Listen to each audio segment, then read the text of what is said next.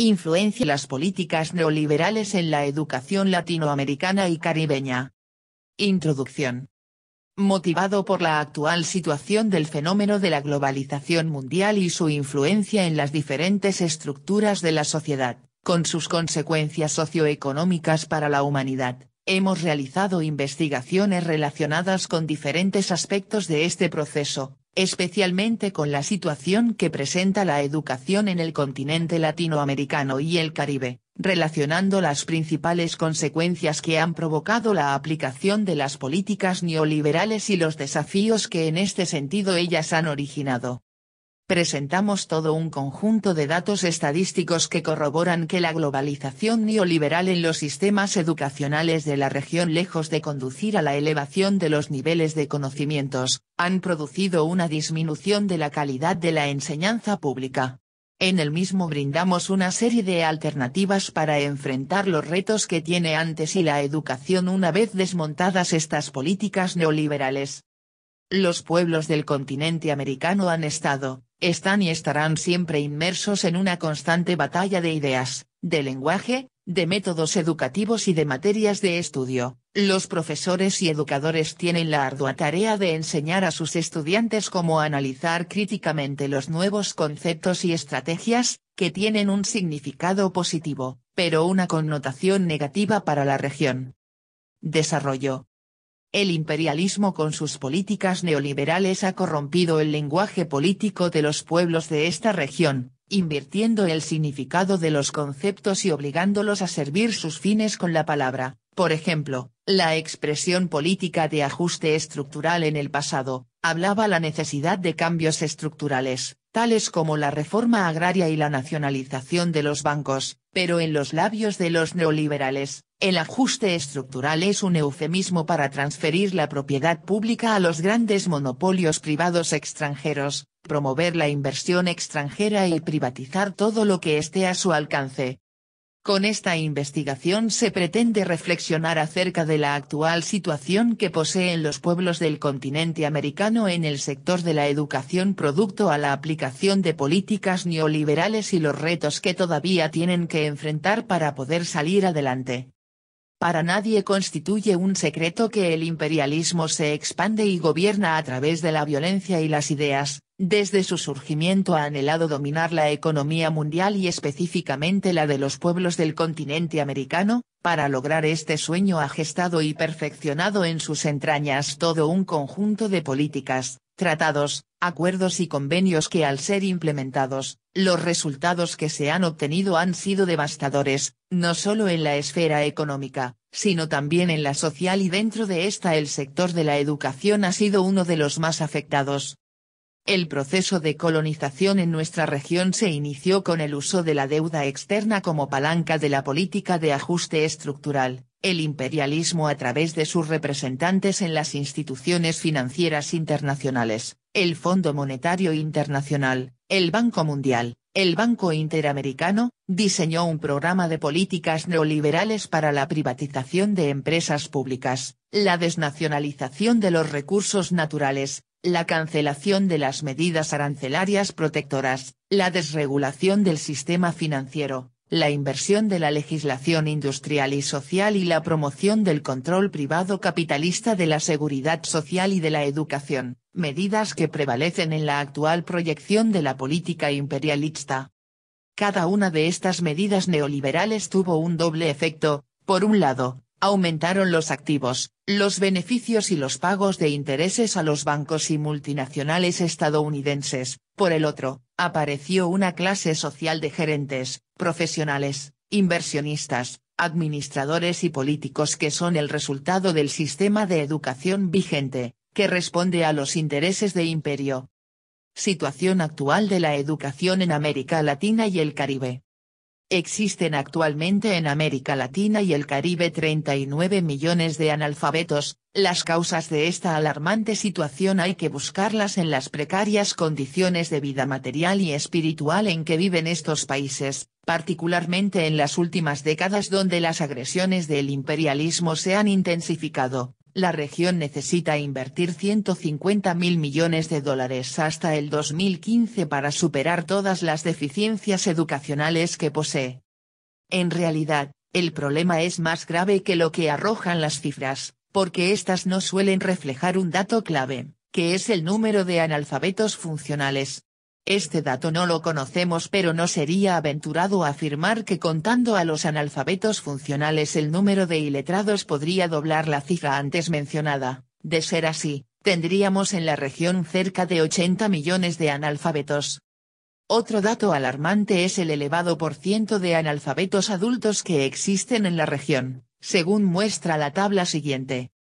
Producto a las políticas neoliberales, las clases medias y altas son las más favorecidas en la educación superior en esta región, con lo cual se rompe el principio de equidad que debe presidir la prestación del servicio público de la educación, según muestra la siguiente tabla, en la cual se expone la incidencia del gasto público en la educación superior de algunos países de América Latina. Otro de los graves problemas que poseen los pueblos del continente americano en este sentido, es la escasa incorporación de la mujer a la educación, pues la distribución de las mujeres según áreas de estudio no ha evolucionado mucho, fenómeno en este caso comparable a algunos países desarrollados en los que aún puede hablarse de carreras netamente femeninas como las del área de educación y enfermería y otras puramente masculinas que suelen ser las tecnológicas y científicas. Esta especialización condiciona posteriormente el acceso al mercado de trabajo y los ingresos percibidos. En esta área las capacidades existentes de formación de recursos humanos siendo precarias y notoriamente insuficientes para afrontar los desafíos que plantea la inserción internacional. Al imperialismo no le basta con la situación actual que posee la educación en el continente americano y no cesa en su empeño por lograr el control absoluto sobre esta región, exponiendo su nuevo modelo de educación, el cual es recomendable solo de forma abstracta, pues una vez que se realiza un profundo análisis del contenido de cada uno de los conceptos que a continuación mencionaremos, se descubre que los mismos están encaminados a formar un nuevo tipo de individuo, un sujeto colonial, que promueva la idea que lo privado es mejor que lo público. Este nuevo modelo de educación se encuentra integrado por los siguientes elementos o conceptos. La elevación del nivel educacional, es, con frecuencia, una excusa para la privatización de la educación y la conversión de los estudiantes en trabajadores acríticos que se identifican con los intereses de las autoridades políticas y del mundo de los negocios. La búsqueda de la excelencia en la enseñanza, se traduce en el uso de los modelos imperiales centrados en el éxito individual, ajeno a cualquier noción de solidaridad de clase social. La modernización del plan de estudios, requiere que se haga hincapié en una formación profesional limitada, en el endoctrinamiento social de los efectos benéficos del universo imperial y en la aceptación pasiva de la posición privilegiada del mercado capitalista. Las reformas educativas, son financiadas por las agencias imperiales que explotan el complejo de inferioridad de los pueblos y las autoridades del tercer mundo. Estas constituyen cambios complejos, integrales que alteran la formación del profesorado, reforman los planes de estudio, afectan la disciplina de la clase y dan lugar a experiencias de trabajos diseñados para crear una actitud sumisa a la hegemonía imperialista, en la que profesores, estudiantes e individuos acepten de buen grado la dominación a través de dos vertientes, 1, la utilitarista y 2, la ideológica. Con vistas a garantizar la implementación de su nuevo modelo de educación y poder transmitir la ideología imperial a profesores y alumnos, el imperialismo se apoya de todo un conjunto de instituciones y organismos los cuales tienen bien definidas las funciones que deben realizar, tales como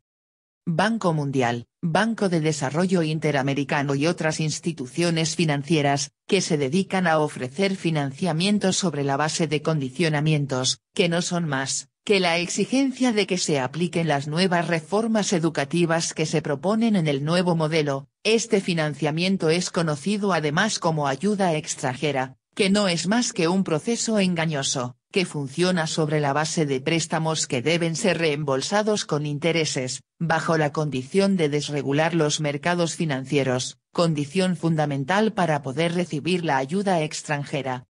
Fundaciones privadas y semioficiales e instituciones educativas semiautóctonas, se encargan de promover la ideología imperialista y ayudar a realizar los intereses estratégicos económicos y políticos estadounidenses a través del financiamiento de los programas siguientes.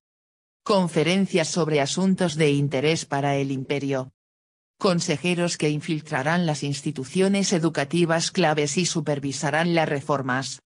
Programas de intercambio para resocializar a los estudiantes y educadores, y posiblemente reclutarlos. Programas de becas que inducen a los aspirantes potenciales a evitar las manifestaciones públicas contrarias al imperialismo. Programas educativos conjuntos que crean vínculos estructurales a largo plazo y que sirven de correa de transmisión para el control imperial. Las asociaciones entre socios de recursos desiguales conducen siempre a la subordinación. Únicamente las asociaciones entre educadores latinoamericanos se dan en un estado de igualdad y permiten un intercambio libre y positivo. Bajo este modelo, los programas de formación de profesores y estudiantes son sumamente estratificados y jerárquicos. En lo alto de la pirámide se encuentran las costosas y exclusivas escuelas y universidades privadas, tanto locales como extranjeras, para los hijos y las hijas de la clase dirigente y de los ricos, donde son entrenados para llegar a ser directores de empresas y ministros. En la mitad de la pirámide están los colegios privados y las universidades públicas de alta calidad, que forman profesionales, ingenieros, consultores y gestores medios del sistema imperial. En la base se encuentran las escuelas técnicas y las universidades provinciales, que producen trabajadores expertos, funcionarios de bajo nivel, profesores mal pagados e inspectores de sanidad. Para el resto, está la economía informal, donde trabaja un ejército de niños pobres que, de vez en cuando, estudian por la tarde. Se trata de un sistema educativo diseñado para reproducir y consolidar la sociedad, la economía y la política coloniales. El imperialismo con su nueva propuesta se propone crear un sujeto colonial que encaje con las aspiraciones del mismo, que posea la ideología que lo que es bueno para las multinacionales es bueno para el país, que defienda los intereses del imperio, que sirva a la corporación, que adore al rico y desprecie al pobre, que idolatre el consumismo y se venda al mejor postor, persigue eliminar la autonomía educativa, debilitar el apoyo popular a los educadores públicos y minar la solidaridad social. Lograr además la transición desde un sistema educativo semiprivado a uno totalmente privado a través de la reducción de los presupuestos estatales para educación pública, de los gastos educativos y otros gastos sociales y de la subvención, promoción y el aumento de la calidad de la educación privada. Este tipo de educación incita a las personas a pensar que los problemas sociales y económicos son fracasos personales y a culparse ellas mismas en vez de al sistema imperial. Al aceptar la responsabilidad personal por los fracasos del sistema, es menos probable que los estudiantes, los profesores y los padres socialicen su descontento y actúen de manera colectiva. Teniendo en cuenta lo que se nos avecina hoy en día, profesores, estudiantes, padres y movimientos populares tienen el reto de luchar por una educación global pública gratuita y contra los proyectos imperiales de seguir privatizando, de obtener beneficios, de colonizar las mentes, los sentidos y estratificar la educación. Ante esta situación surge la interrogante, ¿qué hacer? Nuestro continente debe luchar por lograr que la auténtica educación tenga en cuenta a los estudiantes que posean cualidades de mando y sean capaces de transmitir los valores solidarios de clase y de independencia nacional para que organicen a otros estudiantes en la causa de la justicia social. Crear caravanas que recorran todo el continente americano y el mundo para formar brigadas de alfabetización con el objetivo de mantener informados y movilizar los pueblos en contra de todos los proyectos y políticas que promueva el imperio. Declarar un día de lucha continental por la defensa de la enseñanza pública. Seguir intensificando la lucha por perfeccionar y hacer extensivo a toda la región las misiones educativas de colaboración, por los resultados que las mismas proporcionan, como en Venezuela. Seguir promoviendo la importancia que tiene la celebración y participación de los pueblos en eventos como el Encuentro Internacional de Globalización y Problemas del Desarrollo, Universidad 2006, el Foro de Sao Paulo entre otros, que son centros de reflexiones y posibles soluciones para los problemas que viven hoy los mismos. Lograr que la educación formal cree una mente crítica que permita a individuos, estudiantes, profesores, familias analizar y desenmascarar las intenciones imperiales ocultas tras la macrodominación manipuladora de los medios de comunicación y la transmisión inconsciente del mensaje y de los valores en pequeños grupos. Profundizar en la lucha pedagógica, pues esta no solo abarca la enseñanza de las materias fundamentales en el plan de estudios, sino también la interpretación de las experiencias cotidianas en el mundo.